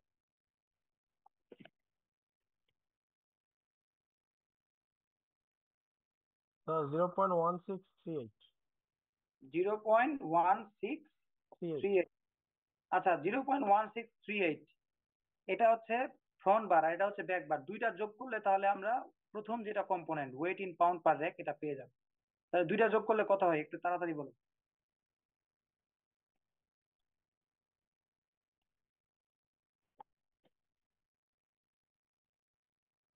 0.2949। 0.2949। 49। তাহলে এটা তুমি লিখে রাখো। তাহলে weight in pound per rack, এটার ওয়েট হচ্ছে 0.2949। ক্লিয়ার এটা? জি স্যার। আচ্ছা, এখন আমরা 2 নম্বরে যাব। এখন 2 নম্বর যে কম্পোনেন্ট আছে এটা করব। এই অঙ্কটা করলেই মোটামুটি বাকিগুলা খুব সহজেই তোমরা পারবা, সেটা ইয়া করার কোনো ইয়া নাই। এখন 2 নম্বরটা দেখো, আমরা একটু আগে যেটা বের করলাম সেটা ছিল এরকম, যে একটা 144 ইঞ্চি হচ্ছে আমাদের ফেব্রিকের প্রডিউস ফেব্রিকটা হচ্ছে 144 ইঞ্চি ছিল, তাই না? আর এই দিকে ছিল 8 ইঞ্চি, কোয়ালিটি হচ্ছে 8 ইঞ্চি, এই যে 8 ইঞ্চি, 8 ইঞ্চি হচ্ছে কোয়ালিটি। আর ফেব্রিকটার উইথ হচ্ছে 144 ইঞ্চি। তাহলে লেন্থ হচ্ছে 8 ইঞ্চি, উইথ হচ্ছে 144 ইঞ্চি। আর এটার ওয়েট পাওয়া গেছিল কত? এক রেখে কত ওয়েট পাওয়া গেছে? 2949 0.2949। ওকে, 2 নম্বর কম্পোনেন্ট কি চাইছে? পাউন্ডস পার লিনিয়ার ইয়ার্ডস। তাহলে পাউন্ড পার লিনিয়ার ইয়ার্ডস, এখানে আমরা যেটা বের করছি সেটা হচ্ছে 8 ইঞ্চিতে, তাই না? আমার এখানে এই কম্পোনেন্ট মানে কি? পাউন্ড পার লিনিয়ার ইয়ার্ডস মানে হচ্ছে যে আমাদের লেন্থের দিকে 36 ইঞ্চি, তাহলে 8 ইঞ্চির থেকে আমরা বাড়ায় দিলাম 36 ইঞ্চি। আর উইথ হচ্ছে আমাদের 144 ইঞ্চি। যেই 293 পাইছি আমরা, এইটুকু হচ্ছে আমাদের এইটার ওয়েট। আর প্রশ্ন যেটা চাচ্ছে পাউন্ডস পার লিনিয়ার ইয়ার্ড, সেটা হচ্ছে 8 ইঞ্চিকে আমরা 36 ইঞ্চিতে কনভার্ট করব। তাহলে এটা আমরা কিভাবে করব এটা আমরা? তাহলে আমাদের, আমি ঐকিক নিয়মে দেখাচ্ছি বোঝার সুবিধার্থে। 8 ইঞ্চি হচ্ছে লেন্থ, 144 ইঞ্চি হচ্ছে আমাদের উইথ, এটার ওয়েট হচ্ছে 0.294। এখন আমরা এটাকে 36 ইঞ্চিতে নিয়ে যাবো। তাহলে প্রথমে 1 ইঞ্চিতে নিয়ে যাই। 1 ইঞ্চি হচ্ছে লেন্থ, 144 ইঞ্চি হচ্ছে আমাদের উইথ। তাহলে এটা হবে 0.294 ভাগ হচ্ছে 8। এখন আমরা কি করব, 8 ইঞ্চিকে এই যে 36-এ নিয়ে যাব, যেহেতু লিনিয়ার ইয়ার্স বলছে। তাহলে আমরা 36 ইঞ্চি যদি লেন্থে যাই, 144 ইঞ্চি উইথ এটাই থাকবে, তাহলে 0.294 এর সাথে আমাদের 36 হচ্ছে গুণ হবে। আমি কি বুঝাইতে পারছি পাউন্ড পার লিনিয়ার ইয়ার্স বলতে কি বোঝায়? স্যার এবং এটা এখানে তো আমাদের মানে ওয়েটের ক্যালকুলেশন লাগতেছে না স্যার। কোনটার? মানে স্যার 144 তো কনস্ট্যান্ট স্যার, হ্যাঁ, না যেহেতু লাগলে হবে না স্যার? শুধু একটা কম্পোনেন্ট চাইছে লিনিয়ার, মানে আচ্ছা লেন্থের। স্যার। তাহলে 8কে আমরা 36-এ নিয়ে যাব, ডেফিনেটলি আমাদের এটার সাথে 36টা এটা গুণ হবে, কিন্তু এটা একটা প্রক্রিয়ার মাধ্যমে হতে হবে। তাহলে 0.294 এটা হচ্ছে 8 ইঞ্চি, তাহলে 1 ইঞ্চির কত, তাহলে 36 ইঞ্চির কত? মানে 8 থেকে প্রথমে আমরা 1 ইঞ্চি নিব, 8 থেকে প্রথমে আমরা 1 ইঞ্চির এই যে এইটুকু নিব, এই 1 ইঞ্চিটাকে পরে 36 দিয়ে গুণ করব, সেটা এখানে করা হয়েছে এই ঐকিক নিয়মে। তাহলে কত হয়, এটার ফলাফল কত আসে একটু ক্যালকুলেশন করে বলো। স্যার 1.33। 1.33, এটা হচ্ছে পাউন্ড পার লিনিয়ার, এটা হচ্ছে পাউন্ড। আচ্ছা, নেক্সট দেখো পাউন্ড পার স্কোয়ার ইয়ার্ড। এখন আমাদের আরো সহজ হয়ে গেল না? এখন যাচ্ছে পাউন্ড পার স্কোয়ার ইয়ার্ড, তাহলে 1.33 পাউন্ড, এটা মনে রাখো। নেক্সট কম্পোনেন্টে আমি যাচ্ছি। নেক্সট হচ্ছে আমাদের পাউন্ড পার স্কোয়ার ইয়ার্ড। তাহলে একটু আগে আমরা যেটা বের করলাম সেটা ছিল 36/100, এটা এটা ছিল 36 ইঞ্চি, আর এদিকে ছিল 144 ইঞ্চি। এইটার ওয়েট ছিল কত? 1.33 পাউন্ড। এখন আমাদের কি চাওয়া হচ্ছে? যেটা চাওয়া হচ্ছে সেটা হচ্ছে pound per square yard. Square yard মানে এদিকে 36 ইঞ্চি, এদিকে তাহলে কত? এদিকেও 36 ইঞ্চি। এখন আমাদের এইটুকু চাওয়া হচ্ছে, তাহলে সেটা আমরা কিভাবে বের করব? আমি ঐকিক নিয়মে করতেছি, তোমরা ফর্মুলা নিজেরা বানায় দিবা, সমস্যা নাই। তাহলে আমাদের 36 ইঞ্চি হচ্ছে লেন্থ, 144 ইঞ্চি হচ্ছে আমাদের উইথ, এটার ওয়েট হচ্ছে 1.33 পাউন্ড। অতএব 36 থাকবে, 36 ইঞ্চি হচ্ছে লেন্থ, 1 ইঞ্চি হচ্ছে আমাদের উইথ, তাহলে হচ্ছে 1.33 ভাগ 144। অতএব 36 ইঞ্চি হচ্ছে লেন্থ, আবার 36 ইঞ্চি হচ্ছে আমাদের উইথ, তাহলে 1.33 সাথে আমাদের 36 গুণ হবে। এখন এটার ফলাফল কত আসে বলো? স্যার 0.3325। 0.3325। 3325।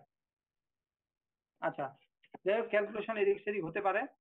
তো মোটামুটি জিনিসটা তো বুঝছো, পাউন্ডস পার স্কোয়ার ইয়ার্ডস মানে আমাদের লেন্থ এবং উইথ দুইটাই হচ্ছে 36 হতে হবে। তাহলে আমাদের 36 লেন্থ, 36 হচ্ছে উইথ, এটার ওয়েট হচ্ছে আমাদের, অর্থাৎ এটা অ্যাকচুয়ালি জিএসএম।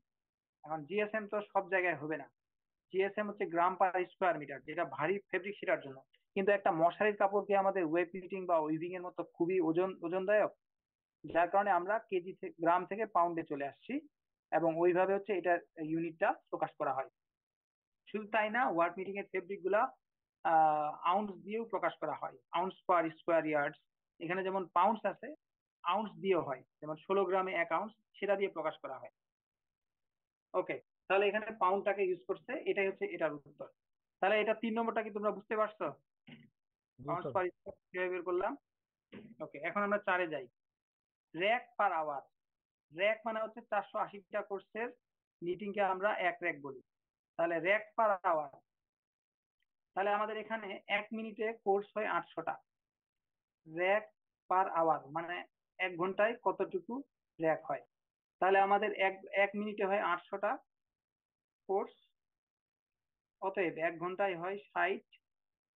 যদি ইফিসিয়েন্সি থাকে তাহলে সেটা আমরা উল্লেখ করবো, যেহেতু ইফিসিয়েন্সি নাই তার মানে এটাই ধরে নিব যে এটা হচ্ছে আমাদের অ্যাকচুয়াল যে ইফিসিয়েন্সি 800 কোর্স সেটাই। তাহলে 1 মিনিটে 800টা হয়, 1 ঘন্টায় হয় 60টা, এতটি ভাগ হচ্ছে আমরা যদি 480টা কোর্সের ইউনিট দিয়ে ভাগ করি, তাহলে আমরা মোটামুটি র্যাক পেয়ে যাব। সেটা কত? 6×8=48। এখন স্যার 8 100, স্যার 100। তাহলে আমাদের প্রতি ঘন্টায় 100 র্যাক তৈরি হবে। 100 র্যাক মানে হচ্ছে 100 × 480টা কোর্স, তাই না? আচ্ছা, তাহলে 100 র্যাক হবে, র্যাক পার আওয়ার হয়ে গেল। এরপরে কি আছে? Wells per inch. এটা কত হবে একজন একটু বলো, ওয়েলস পার ইঞ্চ। আমাদের উইথ ছিল হচ্ছে 168, প্রতি ইঞ্চিতে নিডিল ছিল 28টা, তাই না? তাহলে আমাদের মেশিনের টোটাল ওয়েলস হচ্ছে এত, আর এখানে এখানে ওয়েলস পার ইঞ্চ ডব্লিউপিআই চাচ্ছে, তাহলে ডব্লিউপিআই কত হবে একজন বের করে, এটা খুব সহজ। ফ্যাব্রিক হচ্ছে 144 ইঞ্চি,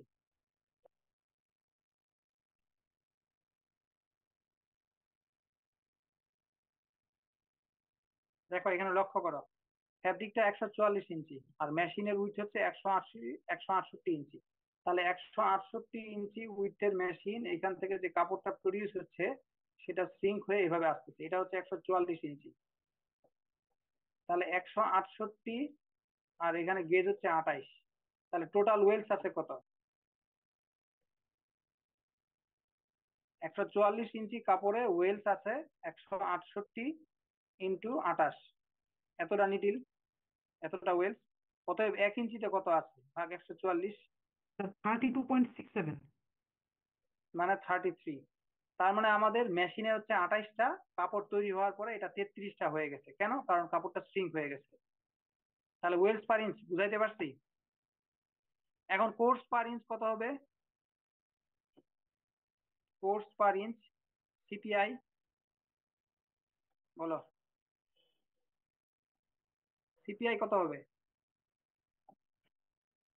এটা ওপেন কোশ্চিন, দেখি যদি কেউ এটা পারে তাহলে সিটিতে তাকে 1 মার্ক বাড়াই দেওয়া হবে।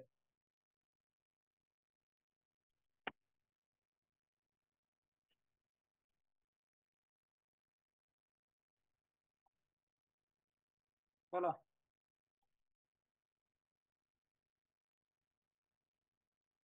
কোর্স পার ইঞ্চ কত? একজন বলো, একজনকে একটা বোনাস নাম্বার দিয়ে দিই।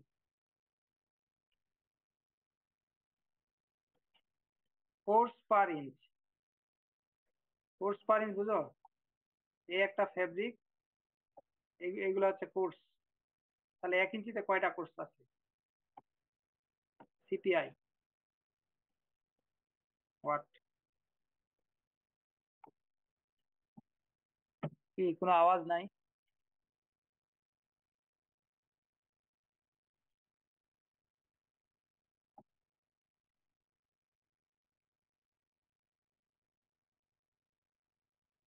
কত? স্যার 60টা, কোর্স পার ইঞ্চ কি 60? 480টা কোর্সে আছে হচ্ছে আমাদের 8 ইঞ্চ, না তাহলে 1 এখানে, ইঞ্চিতে তাহলে হ্যাঁ 6 আর 8, 60। 480 কোর্সে হচ্ছে দৈর্ঘ্য হচ্ছে আমাদের 8 ইঞ্চ, তাহলে 1 ইঞ্চিতে কত? 480 ভাগ, তাহলে 60টা, মানে এটার সিপিআই হচ্ছে 60। তোমার আইডি কত? Sir TM48 ID 45। কত পাইছো সিটিতে? স্যার রেজাল্ট তো দেখি না। ও, তোমার তো রেজাল্টে দেওয়া হয় TM48। আচ্ছা, মনে থাকবে TM48। Sir ID 45। 45, আরেকজন তোমার মার্ক পেয়ে যাইতো। আচ্ছা ঠিক আছে, TM45। তুমি আমাকে ফিডব্যাক জানাও, তোমার 1 মার্ক বাড়াই দিব যা পাবা। ওকে, স্যার নেক্সট। আজকের ক্লাস করার পরে স্যার যাদের অ্যাটেন্ডেন্সের মার্ক বাড়বে তাদের কি করবেন স্যার? আচ্ছা নেক্সট হচ্ছে দেখো, পাউন্ডস পার আওয়ার, এটা একটু বলো একজন। Pounds per hour, pounds per hour মানে প্রতি ঘন্টায় কত পাউন্ড ফেব্রিক তৈরি হয়। তাহলে এটা একজন বলো। TM45 তো মোটামুটি রিমার্ক হয়ে গেল। পাউন্ডস পার আওয়ার মানে 1 ঘন্টায় কত ওয়েট কাপড় তৈরি হবে, এটা কিন্তু অলরেডি আমরা বের করে ফেলছি। মানে এটা জাস্ট আমরা অলরেডি বের করে ফেলছি, কিছু ক্যালকুলেশন শুরু করতে হবে। স্যার ওয়েট ইন মানে পাউন্ড পার র্যাক হলো স্যার 0.29। আমাদের 1 আওয়ারে 100 র্যাক তৈরি হয়, তাহলে স্যার ওটা দিয়ে গুণ করে দিলেই তো হয়ে যায় স্যার। গুড। 100 র্যাক হচ্ছে 100, অর্থাৎ পাউন্ড হচ্ছে 1 র্যাকের ওয়েট কত, যেটা 1 নম্বর সমান সমান 1 ইন্টু হচ্ছে প্রতি ঘন্টায় কত র্যাক তৈরি হয়, অর্থাৎ র্যাক পার 100 আওয়ার। স্যার। অর্থাৎ আমরা 1 নম্বর এবং 4 নম্বর গুণ করলে এটা হবে।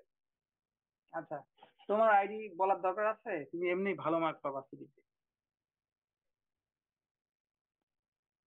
থ্যাংক ইউ, তুমি পারছো এটা। আচ্ছা, running ratio of the front bar to back bar, এটার মানে হচ্ছে দেখো দুইটা ওয়ার্ক বিম থেকে কাপড়টা তৈরি হবে, কিন্তু একটা ওয়ার্ক বিম 480টা কোর্সে দিবে হচ্ছে 80 ইঞ্চি, আবার একটা ওয়ার্ক বিম 480টা কোর্সে দিবে হচ্ছে 64 ইঞ্চি। তাহলে দুইটার মুভমেন্ট কি সমান হবে নাকি আলাদা? দুইটা কি একই স্পিডে? না স্যার, একটা মানে ফ্রন্ট গাইড বারটা একটু আগে আগে রান করতে স্যার 80টা তৈরি করতে স্যার, ব্যাকেরটা স্যার 64টা বানাচ্ছে একটু স্লো। এই রানিং রেশিওটার জন্য আমাদের বিভিন্ন ধরনের গিয়ার আছে, সেগুলা ইউজ করতে হয়। হ্যাঁ, যেমন একটা মনে করো যে 40-এর গিয়ার, একটা 120-এর গিয়ার, তাদের মধ্যে যেমন রেশিও হয়। তাহলে ফ্রন্ট টু ব্যাক বার, তাহলে ফ্রন্ট বারের হচ্ছে আমাদের 80, এটার উত্তরটা হচ্ছে 80 ডিভাইডেড বাই হচ্ছে 64। তাহলে 8 8 64, 8 10 80, 5/4, 5:9। 4। এটার উত্তরটা লিখতে হবে রেশিও, যেহেতু আছে রেশিও আকারে 5:4, অর্থাৎ যে একক সময়ে এটা 5 বার ঘুরবে, এটা 4 বার ঘুরতে হবে। আচ্ছা, এই অঙ্কটা মোটামুটি শেষ। এখন আমরা নেক্সট অঙ্কে যদি যাই, নেক্সট 2 নম্বর অঙ্ক হচ্ছে আমাদের এইটা। 3 নম্বরটা গেল, এটা হচ্ছে 2 নম্বর। আমি 3টা অঙ্ক করছি, এর মধ্যে ডিলিট করি।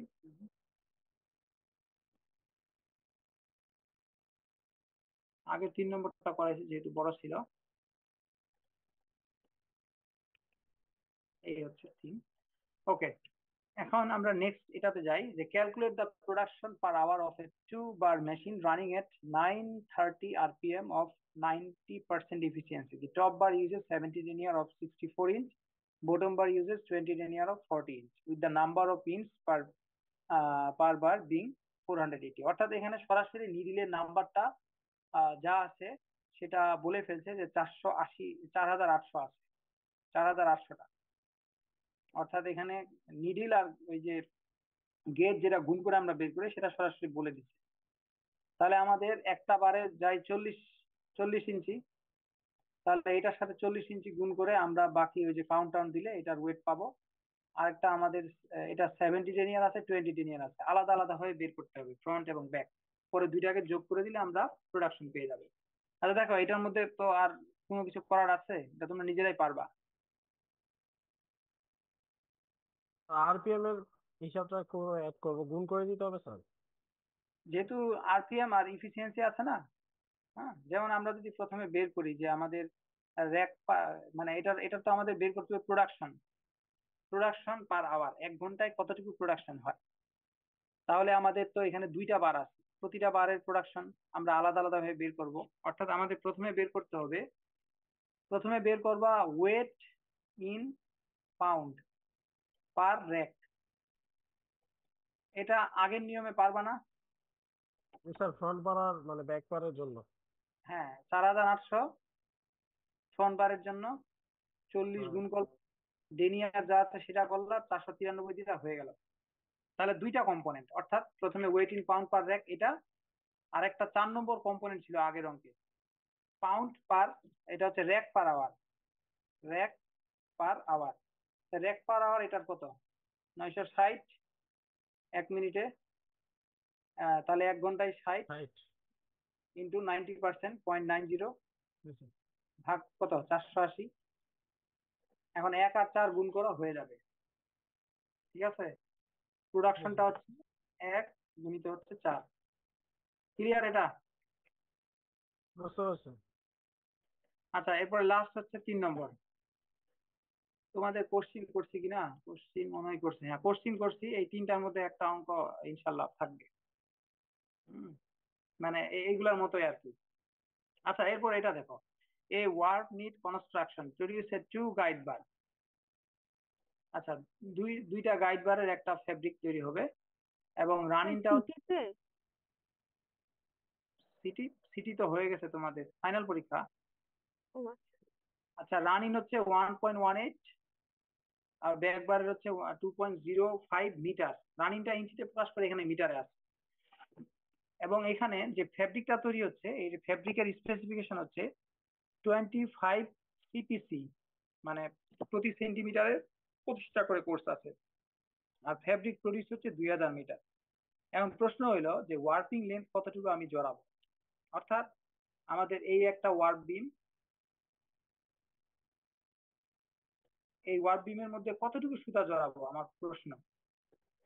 আর একটা ওয়ার্ক বিম 2, এটার মধ্যে আমি কতটুকু সুতা জড়াবো, যার কারণে এখান থেকে যে সুতাগুলো আসবে এই দুইটা বিম থেকে গাইড বারের মাধ্যমে, গাইড বার আমি আঁকলাম, এই যে রাখলাম, এখানে যে ফ্যাব্রিকটা তৈরি হচ্ছে সেটা হচ্ছে 2000 মিটার।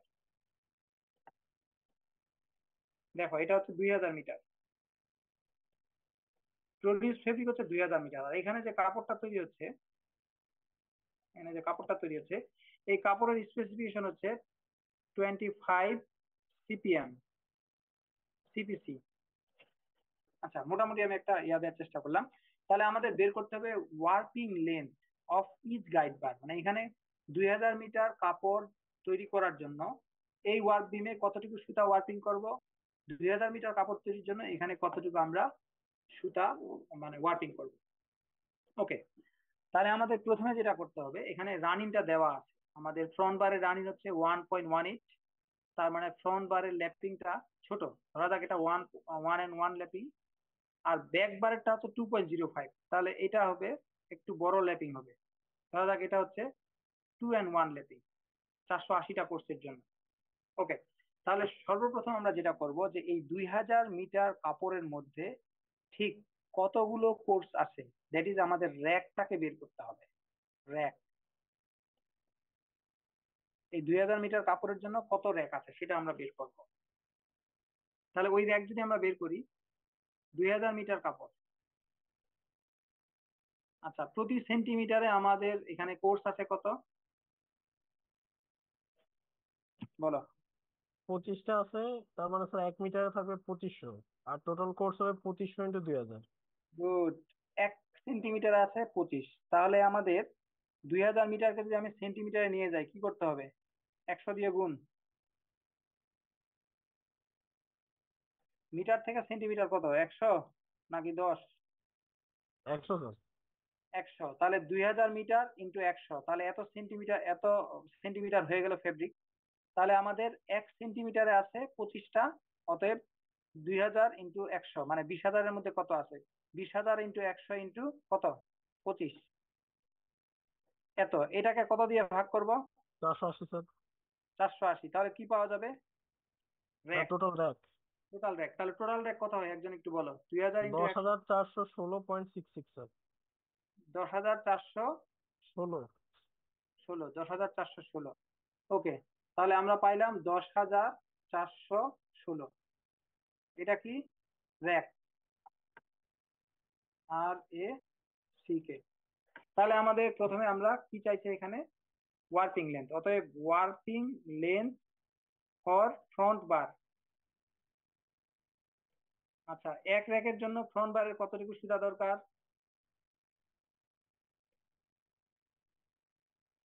1.18 মিটার, অতএব 10,000 র্যাকের জন্য কত, 10,416 কত হয়,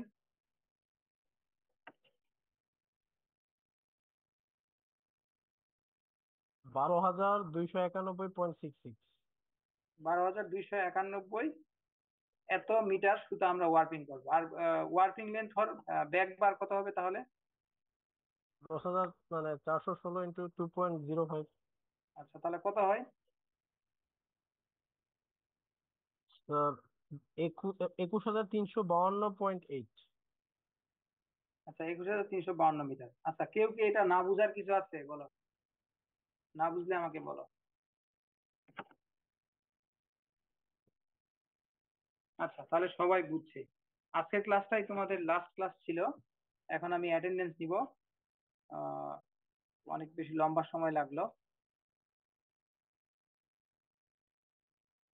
রেকর্ডিং মনে হয় কে জানি করতেছিল, রেকর্ডিং হচ্ছে কিনা, আচ্ছা রেকর্ডিং মনে হয় অফ করতে পারে।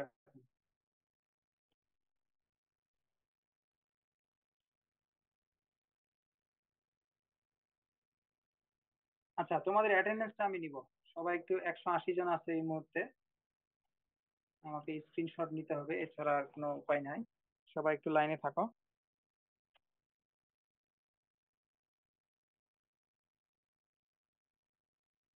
1,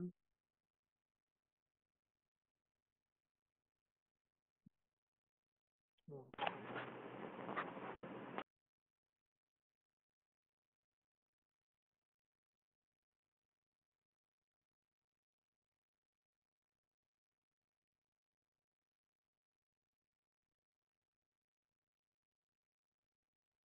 স্যার আমাদের তো অ্যাটেন্ডেন্সের মার্ক দিয়ে দিয়েছেন, তো আজকে ক্লাস করার পরে স্যার যদি মার্ক বাড়ে সেটা কি আবার নতুন করে অ্যাড করা হবে? অবশ্যই তোমরা সিটি পরীক্ষা দিলেও তোমাদের অ্যাটেন্ডেন্স দেওয়া হয় যাতে তোমরা অ্যাটেন্ডেন্স মার্ক ভালো পাও। যেগুলো জায়গাতে তোমাদের ফেভার করা যায় সেগুলো করা হয় লিগালি, কিন্তু তারপরেও তো তোমরা পড়ো না। হুম। আর আমি টিএম এর আমার সিডিটা মিস গেছিল স্যার কালকে। মানে রবিবারে সিডি দিতে চাচ্ছি, কিন্তু ওই সময় আবার বেলাল স্যারের সিডিটা পড়ছে। তাই তুমি বেলাল স্যারেরটা আগে অ্যাটেন্ড করো, এরপরে রবিবারে রবিবারে যারা দাও নাই তারা মোটামুটি আমার সাথে ওই দিন যোগাযোগ করো, আমি যে কোনো ভাবে সিটি নিয়ে নিব, আইদার সিটি অথবা ভাইবা। আচ্ছা স্যার, ঠিক আছে। ঠিক আছে। Thanks.